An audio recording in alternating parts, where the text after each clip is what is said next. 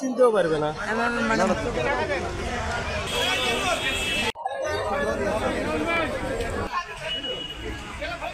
এখানে ঘটনাটা ঘটেছিল হলো ট্রাক এবং বিভিন্ন গাড়িগুলো আসতেছিল রপ্তানির দিক থেকে। আর এই রিক্সাটা, অটো রিক্সাটা সে বাইপেল থেকে অর্থাৎ উল্টা সাইডে রং সাইড নিয়ে চলতেছিল। তো রাস্তার মধ্যে গর্ত থাকার কারণে, রাস্তার অবস্থা খারাপ থাকার কারণে রিক্সাটা গর্তের ভিতরে পড়ে যায়। রিক্সাটা যখন গর্তে পড়ে যায় তখন রিক্সাটা কাইট হয়ে মানুষগুলোর সাথে সাথে ট্রাকের নিচে পড়ে। ঘটনাস্থলে একজন স্পট ডেড, তার মাথার উপর দিয়ে ট্রাকের চাকা উঠে যায়, তার মগজগুলো ছিটিয়ে পিছিয়ে যায়, তার চেহারাটা পুরো চেঞ্জ হয়ে যায় যেটাকে বলা হয়। আর তিনজনকে আমরা মেডিকেলে পাঠিয়েছি, তার মধ্যে একটা বাচ্চা আছে এবং একজন মহিলা, তাকে গাড়িতে উঠানোর পরে বেশি না কিছু দূর সামনে যাওয়ার পরে মহিলাও মারা গেছে, যেটা আমরা শিওর হয়েছি। আর বর্তমানে হাসপাতালে বাচ্চাটা আছে এবং রিক্সার যে ড্রাইভার সেও আছে। তো এখানে আসলে প্রতিনিয়ত অ্যাক্সিডেন্ট ঘটতেছে, প্রতিনিয়ত।